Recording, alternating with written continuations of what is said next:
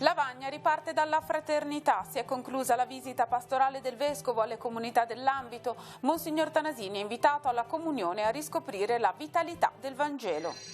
La dimensione terrena non è l'unica, bisogna essere in attesa dell'aldilà. Il Papa all'Angelus ha parlato della resurrezione. Dio ama la vita e la vita è dove ci sono le relazioni vere e i legami di fedeltà. Missione vuol dire testimoniare il Vangelo con la vita, è uno dei temi emersi dal recente sinodo per l'Amazzonia. Questa sera faremo il punto nella trasmissione Direttamente su. Il Trentino in Liguria, rinnovati il gemellaggio e l'amicizia tra Portofino e Canazei. Nel borgo i figuranti in costume tirolese hanno animato la piazzetta con balli e danze tradizionali. Arriva provvidenziale per la Virtus Entella, la sosta di campionato per le partite delle nazionali. Sarà possibile recuperare gli acciaccati. Sabato l'amichevole al Franchi contro la Fiorentina. Buongiorno a tutti, ben ritrovati ad un nuovo appuntamento con la nostra informazione. Dunque si è conclusa la visita pastorale di Monsignor Alberto Tanasini alle comunità parrocchiali dell'ambito di Lavagna, un'area vasta che comprende molte comunità, dal santuario di Nostra Signora del Ponte alla parrocchia di Maria Madre della Chiesa, passando per la parrocchia di Santo Stefano e poi ancora per quelle di Barassi, Sorlana, Santa Giulia e Cavi. Per questo Monsignor Tanasini ha rivolto ai fedeli un invito a camminare sempre più insieme. Ho constatato come questo vostro ambito, questa vostra città di Lavagna, nelle sue comunità parrocchiali, sta camminando sulla via della comunione. Concludendo la visita pastorale, il Vescovo sottolinea la fraternità quale punto da cui ripartire. Per raggiungere l'obiettivo della comunione, Monsignor Tanasini esorta a riscoprire innanzitutto la vitalità del Vangelo. Abbiamo tempo per tante cose e non abbiamo tempo di fermarci un poco per crescere nella fede. Ecco, questo vi chiedo, e la comunione tra di voi può essere sostegno reciproco per questo cammino. Un altro invito da parte del Vescovo a chiusura dell'omelia è quello di essere una comunità aperta, capace di vivere la carità, di fare insomma l'esperienza dell'amore non possessivo, non come chiusura. L'esperienza dell'amore come un'esperienza di incontro, un'esperienza di dialogo, un'esperienza di cura delle persone più fragili e di prendersi a cuore tutte quelle realtà incrociate dalla sofferenza e dal dolore. Per la messa del Vescovo un terzo delle panche della chiesa erano vuote e questa, una delle fatiche su cui riflettere, se lo sono chiesto alcune delle persone presenti. La fatica è un po' dappertutto, penso sia quella di essere presenti, anche perché anche alle messe, cioè una volta c'erano tanti bambini, adesso i bambini non ci sono. Dipende forse anche dalla testimonianza delle persone, forse dalla famiglia anche, penso, perché i bambini, se non vengono i genitori non vengono da soli. Tra le frasi del Vescovo che hanno fatto breccia nel cuore dei fedeli c'è stato anche l'invito a puntare di più sulla corresponsabilità dei laici. Evangelizzare è compito di tutti, con l'essere ancora prima che col fare, quindi prima di tutto con la nostra vita, col nostro stile, col nostro esserci, col nostro prenderci a cuore degli altri. Durante le Sante Messe domenicali sono stati ufficializzati alcuni avvicendamenti che riguardano principalmente la Valle Sturla. Don Onesfornd Wiman lascia la diocesi di Chiavari per rientrare in Burundi. Le comunità che amministrava saranno così coperte. Don Mauro Gandolfo diventerà amministratore parrocchiale di Vignolo. Prete Rinaldo Rocca, amministratore parrocchiale a Mezzanego. Don Daniele Beronio, parroco a Prato sopra la Croce. Farà il suo ingresso domenica 24 novembre alle 15, accompagnato dal vicario generale della diocesi, Don Stefano Mazzini. È stata inoltre annunciata la nomina di Don Valerio Traverso ad amministratore parrocchiale di San Lorenzo della Costa, Santa Margherita Ligure. Tutti gli incarichi saranno effettivi a partire dalla solennità di Cristo Re. La fede nella resurrezione dei morti e dunque la vita eterna è stato questo il tema centrale della riflessione pronunciata all'Angelus da Papa Francesco, che ha preso spunto dal brano del Vangelo proposto dalla liturgia.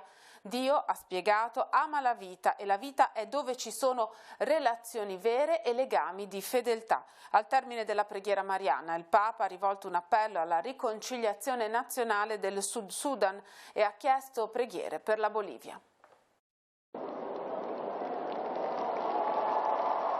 È la fede nella risurrezione dei morti e dunque la vita eterna al centro delle parole di Papa Francesco all'Angelus. Il brano odierno del Vangelo presenta Gesù che dialoga con alcuni sadducei a proposito della risurrezione in cui essi non credevano. Francesco afferma che le parole di Gesù sulla vita oltre la morte danno grande consolazione e speranza e che di questo abbiamo tanto bisogno, specialmente nel nostro tempo, così ricco di conoscenze sull'universo ma così povero di sapienza sulla vita eterna.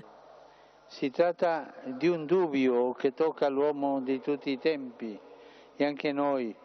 Dopo questo pellegrinaggio terreno, ce ne sarà? Che ne sarà della nostra vita?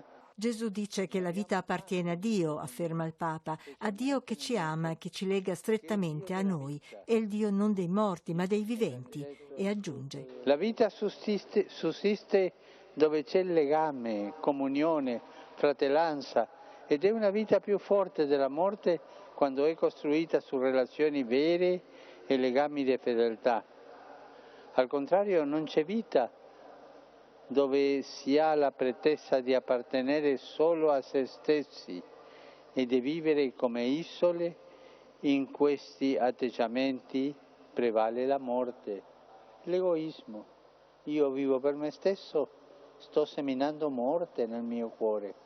Il Papa conclude con una invocazione alla Vergine Maria perché lei ci aiuti a vivere nell'attesa della risurrezione dei morti e della vita che verrà e raccomanda aspettare l'aldilà.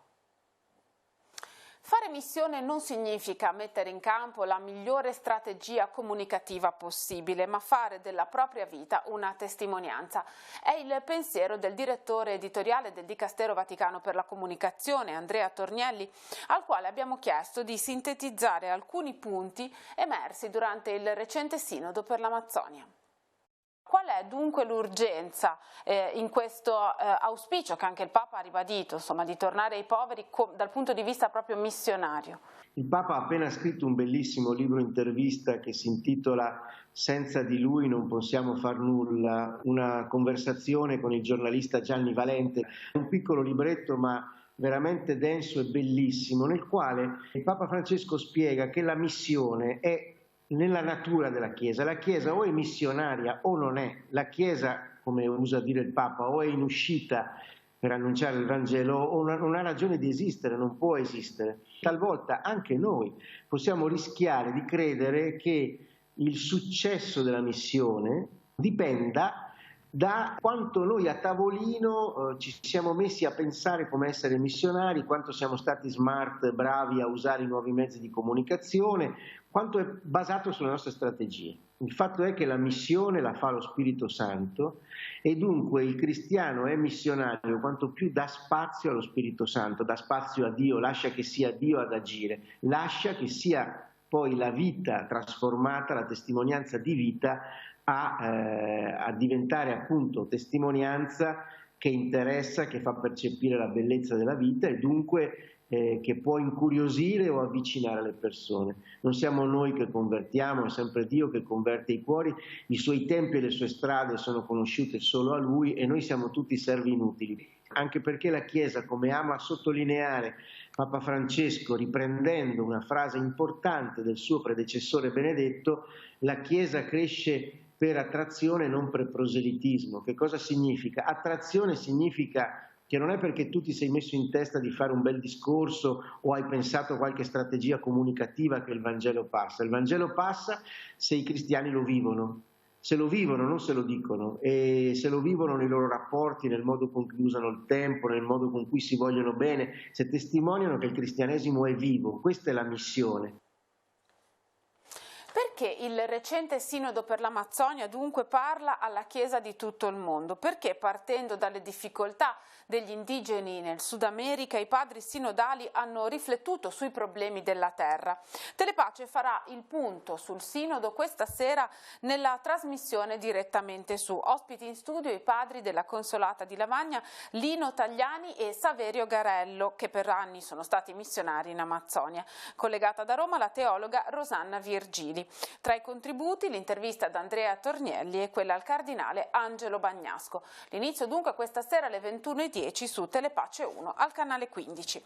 Ora siamo alla politica amministrativa. La Giunta di Chiavari ha approvato il progetto definitivo per la manutenzione straordinaria e l'efficientamento energetico del Palazzetto dello Sport di San Pier di Canne. L'importo complessivo per 3 lotti di intervento è pari a poco più di 2 milioni di euro. Le opere principali riguarderanno la bonifica del manto di copertura, la ristrutturazione degli spogliatoi e il rifacimento degli impianti, la ristrutturazione degli spazi e degli arredi interni e la realizzazione di un cappotto alla struttura. Il primo lotto, che interesserà il rifacimento del tetto, la sostituzione della caldaia e la creazione di un nuovo impianto solare termico e fotovoltaico, una volta bandita la gara entro il 2019, partirà entro l'estate del 2020.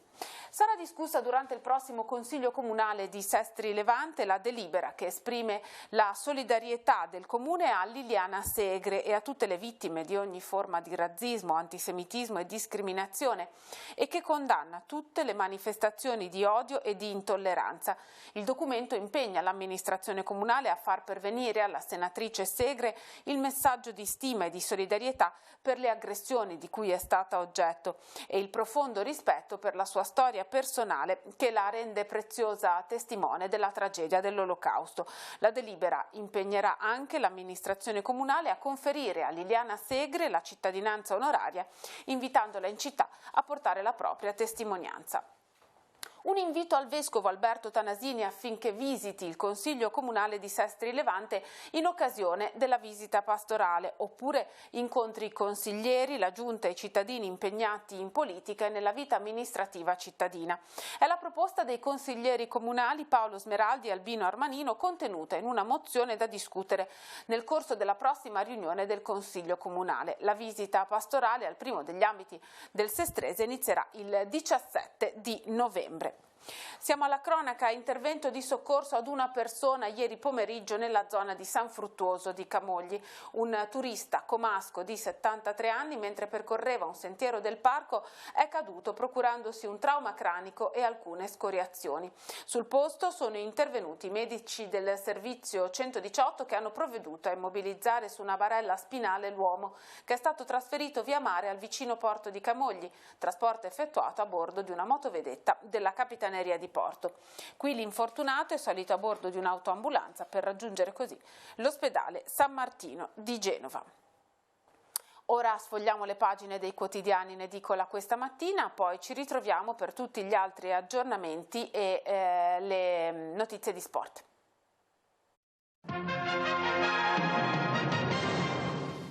Corriere della Sera titola: attacco in Iraq alle forze speciali, feriti 5 italiani, ordigno rudimentale esplode sotto un blindato, gravi 3 militari, stragi di Nasiriyah, si ricorda appunto 16 anni fa la morte dei carabinieri italiani. La pista, colpi di coda dell'ISIS, Kirkuk è la città contesa. All'Italia la soluzione vicina, il Colle preoccupato per le troppe crisi, va salvata subito, ma si tratta anche sullo scudo all'Ilva, ai manager dell'Ilva.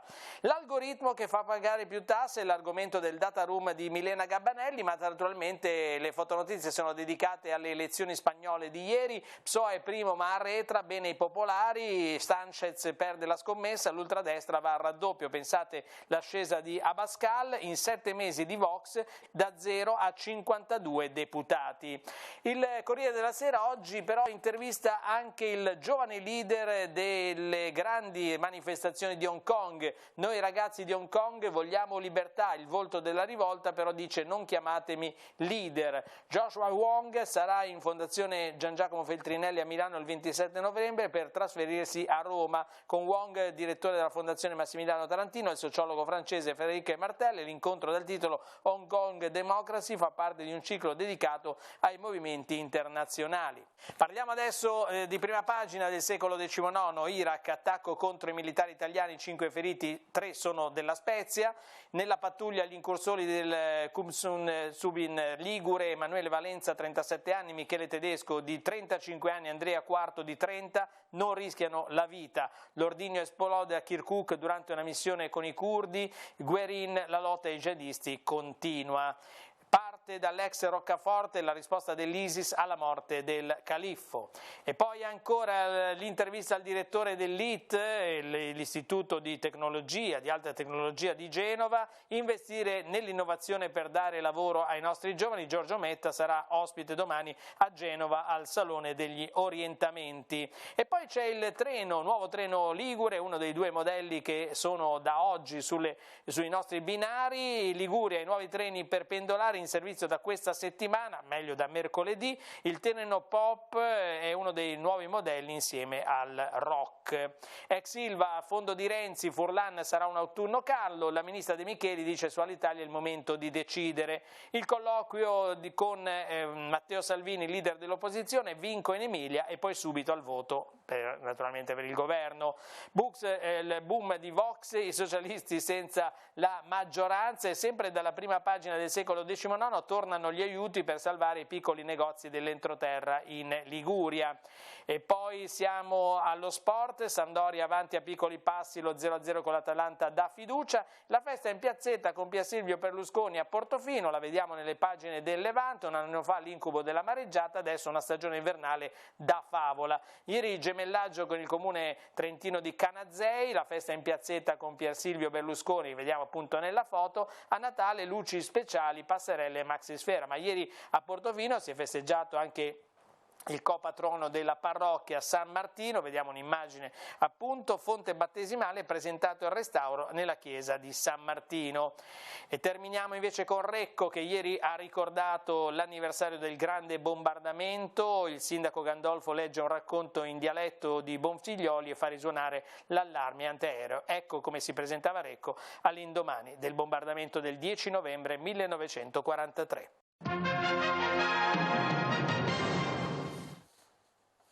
Un'amicizia lunga 25 anni che, da quando entrambi sono diventati sindaci nei rispettivi comuni di residenza, è diventata gemellaggio ufficiale tra le due località. Loro sono Matteo Viacava e Silvano Parmesani, primi cittadini rispettivamente di Portofino e Canazei, che ieri hanno rinnovato il loro legame. Dopo la messa celebrata nella chiesa di Vomartino in occasione della festa patronale di Portofino, un corteo di figuranti ha sfilato fino alla piazzetta, dove sono andati in scena danze e balli tipici tirolesi.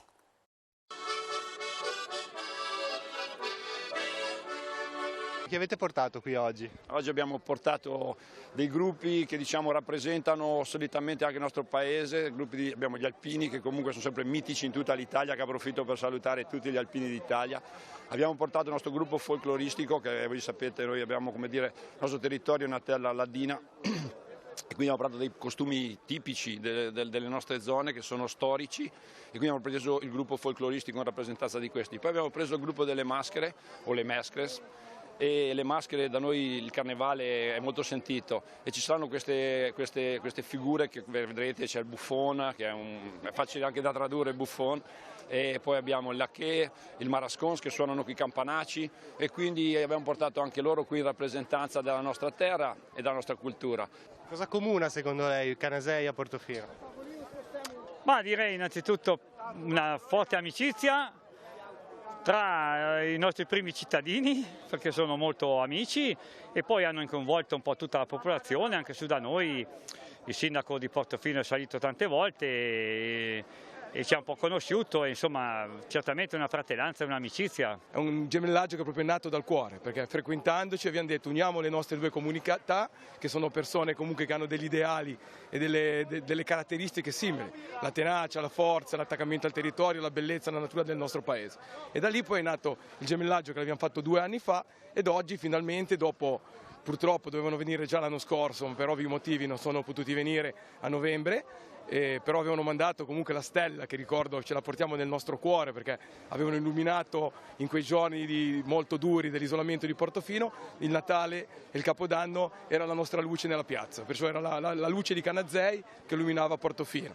Oggi finalmente, avendo passato anche quel brutto periodo, siamo qua a festeggiare insieme agli amici, i fratelli, io li denomino proprio fratelli di Canazei.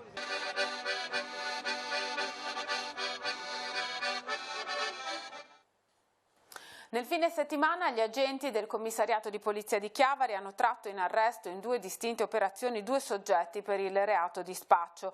Il primo arresto è avvenuto nel pomeriggio di sabato, quando dopo le segnalazioni di alcuni abitanti della zona del centro storico gli agenti hanno fermato un 59enne italiano che aveva appena ceduto della sostanza stupefacente.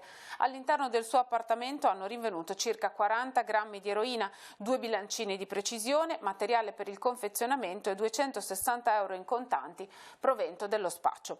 Il secondo arresto è avvenuto durante un intervento per una lite in famiglia. Il personale di polizia è intervenuto all'interno di un appartamento a Chiavari dove era stata segnalata la lite tra 2 giovani coniugi nata a causa del rientro tardivo a casa del marito. Durante la discussione i poliziotti hanno capito che il giovane era stato fuori a lungo perché impegnato nell'attività di spaccio. È scattata la perquisizione durante la quale sono stati rinvenuti 23 grammi di marijuana già suddivisa in dosi e 3 bilancini di precisione. Per gli altri aggiornamenti andiamo in redazione dove oggi per noi c'è Giacomo Rizzi. Grazie Emanuele, un saluto a chi ci segue da casa. Un incidente autostradale questa mattina nel tratto tra Sestri Levante e Lavagna, intorno alle ore 10, ha coinvolto un furgoncino e un'automobile. Il furgoncino è stato tamponato dall'autovettura, fortunatamente senza gravi conseguenze per le persone a bordo. 2 persone, un uomo e una donna, che erano a bordo della vettura, sono stati trasportati in codice giallo all'ospedale di Lavagna dall'ambulanza della Croce Rossa di Riva Trigoso. Il traffico in seguito all'impatto è rimasto fermo per alcuni minuti. Dalla redazione è tutto, la linea può tornare allo studio. Grazie, anche Santa Margherita Ligure ha celebrato l'anniversario della vittoria e la festa delle forze armate. Nella giornata di domenica l'amministrazione comunale ha portato l'omaggio ai monumenti ai caduti e ai cimiteri cittadini. Il corteo era formato dal sindaco, dagli amministratori comunali, dalle autorità militari, dalle rappresentanze delle associazioni combattentistiche ed arma, dall'ANPI, dalla banda Cristoforo Colombo e dalle associazioni cittadine con le rispettive bandiere. Il corteo ha portato il proprio omaggio ai monumenti ai caduti e nei cimiteri cittadini. Ora siamo allo sport, il calcio, la Virtus Entella dopo il pareggio casalingo contro il Pordenone guarda con favore alla sosta di campionato programmata per le partite delle nazionali. Nella sfida successiva al Bentegodi di Verona contro il Chievo sarà possibile dunque recuperare alcuni acciaccati. Sabato 16 novembre intanto in occasione della sosta i biancocelesti di mister Boscaglia giocheranno un amichevole allo stadio Artemio Franchi contro la Fiorentina. La partita inizierà alle 15. Vediamo. Come possiamo interpretarlo? È un punto importante oppure per come si era messa la partita c'è l'amaro in bocca per non averla vinta? Sì, c'è un po' di rammarico perché ci abbiamo provato in tutti i modi, e ci siamo messi anche 4-3-1-2 dopo l'espulsione. Peccato, il loro portiere ha fatto anche qualche gran parata, però dai, anche demerito nostro se non si è riusciti a fare gol. Ci stiamo lavorando anche da un po' di tempo. Però credo che non manchi molto per sbloccarci e per trovare quella vittoria magari un po' larga che ci fa star sereni. In un campionato nel quale gli episodi contano tantissimo, oggi pesano quelle 2 occasioni che ha avuto l'Entella più o meno a 20 minuti dalla fine, nel quale veramente è mancato pochissimo per segnare gol da 2-1. Sì, no, infatti intendevo quelle. Dobbiamo essere un po' più cinici e magari aspettarci che chiunque si trovi lì può essere la palla della vita, la palla gol che ci fa vincere la partita. Ci stiamo lavorando in settimana anche con il mister. Ti ripeto, manca solo quello, perché alla fine poi la partita riusciamo anche a gestirla bene, facciamo anche un gran possesso palla, però ci manca un po' di cinismo lì davanti e niente, poi magari possiamo limare qualcosa dietro, però anche oggi abbiamo subito poco, il Pordenone ha fatto la sua partita, però abbiamo rischiato di vincere e niente, testa alla prossima. Quest'oggi il gol è mancato veramente per centimetri. No, innanzitutto sono molto felice di essere entrato e aver dato un contributo comunque alla squadra. Purtroppo siamo rammaricati perché la palla oggi non voleva entrare, però siamo fiduciosi. Anche in settimana ci siamo parlati tra di noi, ci siamo detti che comunque dobbiamo essere più cinici. Vedi anche a Salerno l'occasione di Nizetto e di Beppe De Luca e niente, continuiamo a lavorare sperando in bene. Come si migliora questo aspetto? Perché siete tutti ragazzi che gol lo avete sempre fatto, manca sempre qualcosina per portare a casa queste partite, eppure create tanto. È un discorso mentale secondo te, Emanuel? Ma no, come dici tu, creiamo tanto, però sotto porta siamo poco cattivi, ci alleniamo comunque bene, siamo tutti uniti, sappiamo che comunque siamo una squadra forte, bisogna soltanto lavorare, curare qualsiasi dettaglio e essere più cattivi sotto porta. Adesso forse la sosta arriva nel miglior dei modi, c'era anche un po' bisogno di rifiatare e magari anche di recuperare qualche giocatore. No, questa sosta ci permette di lavorare ancora di più, colmare le nostre lacune e comunque far sì che le prossime partite andranno meglio. Ancora calcio, seconda vittoria per la Lavagnese che al Riboli nell'11ª giornata di Serie D ha sconfitto per 1-0 il Chieri. Il gol vittoria al 19° del primo tempo porta la firma di Dorsi che, servito da Bellucci, si insinua tra le maglie avversarie e trafigge l'incolpevole Luppi. I 3 punti portano i bianconeri a 10 punti in classifica in penultima posizione. Pallanuoto, Proreco vittoriosa 21-13 in trasferta contro l'Hannover nella 4ª giornata di Champions League di pallanuoto appunto. Partita equilibrata con i tedeschi che si tengono a contatto fino a metà gara, chiusa con un parziale di 7-7. Decisivo il terzo quarto in cui gli uomini di Rudic si portano avanti con un parziale di 6-0. Il risultato a finale, come detto, 21-13 con Velotti e Chis migliori marcatori con 4 reti a testa. Una notizia di servizio: continuano le segnalazioni per la mancanza di segnale televisivo Rai nella zona di Chiavari, Levi e Carasco. Da diversi giorni nelle abitazioni di questo territorio non si vedono i canali del servizio pubblico. Il problema interessa il ripetitore del Curlo. I tecnici sono a conoscenza del guasto ma non sono ancora riusciti ad intervenire sulla sincronizzazione degli impianti. Terminiamo così questa edizione di Tigulli Oggi, come sempre la prossima andrà in onda a partire dalle 19:15. Vi ricordo in prima serata la nostra trasmissione direttamente su dedicata al Sinodo sull'Amazzonia, a cui seguirà la partita della Virtus Entella disputata sabato scorso al Comunale contro il Pordenone. Grazie per averci seguito, buon pomeriggio a tutti.